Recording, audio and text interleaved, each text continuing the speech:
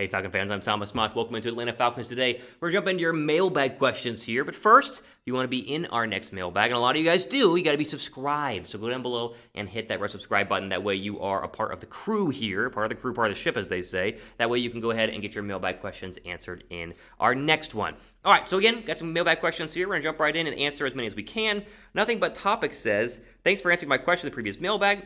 No problem. He's a subscriber, and that's why his question was answered. And he goes on to say, I have another, can the Falcons sign Xavien Bell?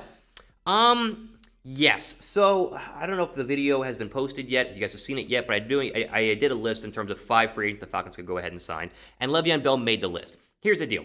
I'm open to signing Bell. Now, I don't like the idea of signing Xavien Bell. I don't think he's going to be some sort of, miracle at running back where his career gets completely revitalized, or he did no drama because there was drama with Andy Reid. But I look at the Falcons running backs, and I sit there and I say, I like Mike Davis. I don't trust Mike Davis. I think they need to bring in another running back. Now, what they should have done is drafted, Michael Carter out of UNC, or whoever it was, Javon Carter, or whatever their UNC running back was when they traded with Denver during the draft. They should have taken Kenny Gainwell in the 4th round or 5th round. They should have drafted a running back. We wouldn't have this problem. You get a cheaper, much better, no drama and low miles in the legs running back in the draft versus going ahead and having to sign a guy like Xavien Bell. Again, would I run to sign Xavien Bell? No. Would I think about signing Xavien Bell? Yes, because again, I don't think their running back depth chart is great. I don't trust anybody behind Mike Davis, and honestly, I don't trust Mike Davis to go ahead and be the workhorse of this football team. And so even though Bell has been atrocious ever since he held out in 2018, and you saw the numbers, or you can see them up on your screen right now, from 2020, what was that, like 11 games, 82 carries,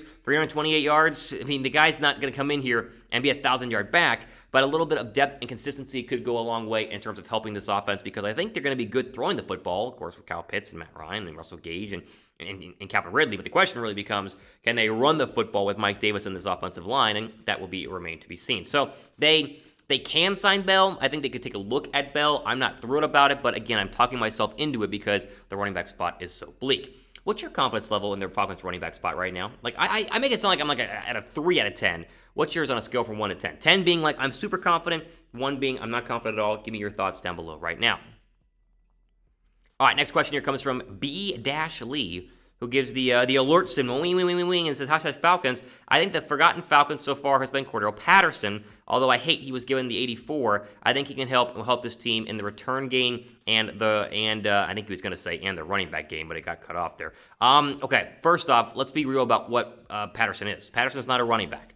Now, will he line up at running back at some point this season? Yes. Are they going to use him as a running back at some point this season? For sure. But he's truly and specifically a return specialist. He'll do kick returns, he'll do punt returns, and that will essentially be it. He'll run some routes at wide receiver. This is not a guy who's going to come in and be a big-time rusher. Last year with the Bears, again, it's because there were some injuries with the Bears running backs. He had 64 carries, 232 yards, and a touchdown. Like, that's not a running back, right? That's a guy who can play a little running back and can mix in there, but he's not going to be any sort of savior at the running back position, hence why we talked about Xavien Bell a little bit earlier. Again, they brought him in because the Falcons have had very little kick return ability. No specialist the past couple of years. They want to maybe provide a spark there. It's a very classic rookie head coach signing. They do it all the time and bring in a guy who can return kicks, so it helps out the offense and defense if you can run a kick back every couple of games. So I like him. I don't hate him. I just am saying running back is not anything special, and wide receiver really isn't. He's going to return kicks, and hopefully he's good at that because that's basically it.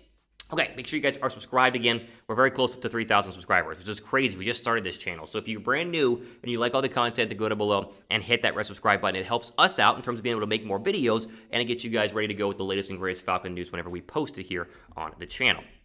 ATM Amazing says, Falcons received Xavien Howard for Kendall Sheffield, 2nd-round pick in 2022. Let's say that right. 3rd-round pick in 2023. Would that get it done? I think it would.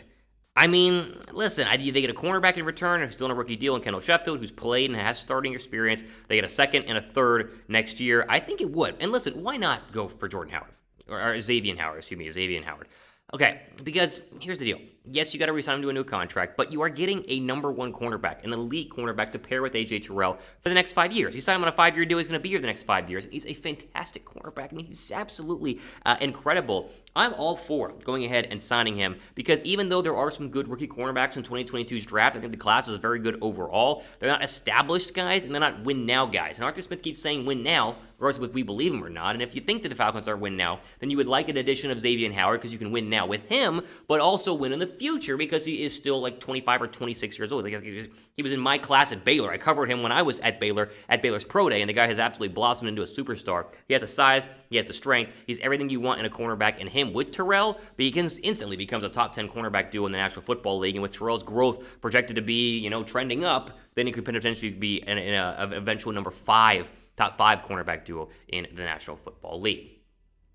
All right, we're going to keep going here. 4th of July, just a couple of days away. So pick up your official 4th of July Falcons-themed gear at chatsports.com/FalconsUSA. All the official apparel is fantastic for repping the Falcons on 4th of July and showing off your patriotism. Got tons of shirt options and styles, as well as women's, men's, ladies. all the different sizes in terms that you potentially want for you or your loved ones. A bunch of t-shirts, shorts, jackets, all of them are up on your screen right now, and more if you go down below to the description box and find the link, chatsports.com/FalconsUSA. It's a limited styles and a limited time offer, so get them now before they are gone.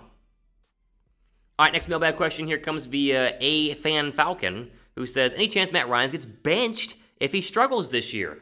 Oof, man, he would have to really struggle. No quarterback is safe, right? If Tom Brady were to stink up at the joint through 8 or 9 or 10, 11, 12 games, then they'd probably insert Kyle Trask, right? That's just how it works in the National Football League. Will it actually happen? Will Matt Ryan actually stink that much? No, I don't think so. I don't think there's going to be a chance of him going ahead and getting benched, although, as we currently stand, HC McCarron is the backup quarterback, and he does have some, starter experience with the Cincinnati Bengals, and so I guess you could say technically, but I don't see Matt Ryan struggling that much. The Falcons would have to be like 0-8 again, and it all due to the fact that Matt Ryan was throwing like 4 picks a game for them to go ahead and consider benching him. If we got to that case, then the Falcons will look really dumb for not taking Justin Fields, especially if Fields plays well for the Bears this year. But, will he actually get benched, I think is a little bit of a stretch because he's been good the past couple of years. Like, we forgetting that Matt Ryan's been pretty darn good the past couple of seasons, and I think even last year, with a makeshift offensive line and, the Julio Jones injury, the offense was still moving. It was the defense that struggled to stop people. And so, to answer your question, I don't think he's going to struggle this year. I think he's going to just be just fine. It'll be another great Matt Ryan season for 4,500 yards and 25-plus touchdowns, as he always has. Now, I say 25-plus touchdowns. What say you? How many TDs will Ryan throw in 2021? Let me know what you guys think down below in the comment section. I think for sure over 25, right? I think Pitts is going to get a ton of touchdowns. I think, obviously, Ridley is going to be great. Gage, I'm going to go over 25. Let me know what you guys think down below right now. All right, one more. Someone new 11 says, who is the biggest Falcon breakout candidate this year? Okay, let me give you 4. We'll throw up a little 4-ship right here. I think Kendall Sheffield could go ahead and break out this year. I think he had some very good games last year in terms of flashing at times. Still very raw and very young. I think this is the year of Lindstrom and McGarry. I put Lindstrom up on your list, but I think McGarry is included there as well. I think the two third-year now right guard and right tackles can really prove that they were drafted in the first round for a reason, as both were during that initial draft just a couple of seasons ago. We'll throw Russell Gage in here. He was a breakout guy last year. I think he can break out even more. I think he can really turn into a number 2 receiver. I think, Ridley's going to get all the attention. They're going to have Kyle Pitts going through the middle. I think this is Gage's year to get a lot of catches. He'll be a waiver wire addition in your fantasy league this year. Like, we'll get to week 5 or 6, and he'll have had, 3 straight 100-yard games, and people are going to eventually go ahead and sign him off the waiver wire, and it'll be a good pickup overall. So I'll put him in there. I think Michael Walker, the outside linebacker who played in 6 games last year, could break out and be an absolute star. Look at Foye Oluokun, who played really, really well last year. And the linebacking core in general, I thought, had their one better year of the past couple of seasons. But I think Michael Walker can be another guy to go ahead and break out. I'll throw Terrell, he's not going to make the list. I'll just mention him here. I think Terrell is going to be fantastic. And will he break out this year and become a superstar? Maybe not a superstar, but I think he can have a very good season and go ahead and eventually become a star. All right, ultimate for today here on Atlanta Falcons Today. Again, make sure you guys are subscribed and use the hashtag Falcons down below to get your question in the show. And so for next week, we're going to do a mailbag video every single week here on the channel. We'll take as many of your questions as we can. And so go down below right now and get your question pre-queued, because I go to this video when I make the next video in terms of finding comments. So go down below, use that hashtag Falcons, and make sure you guys are subscribed. We continue to approach 3K subs. Maybe we're already there by the time you're watching this. We're trying to get to 3K subs as quickly as possible, so I'd appreciate if you guys go ahead and would subscribe. All right. Time for today here on Atlanta Falcons Today. I'm your host, Thomas Mott. We go ahead and sign off. You guys enjoy the rest of your week. Have a great 4th of July. Stay safe out there. Blow off some fireworks for me in honor of me, right? Love the fireworks out there. But again, stay safe for the rest of your day.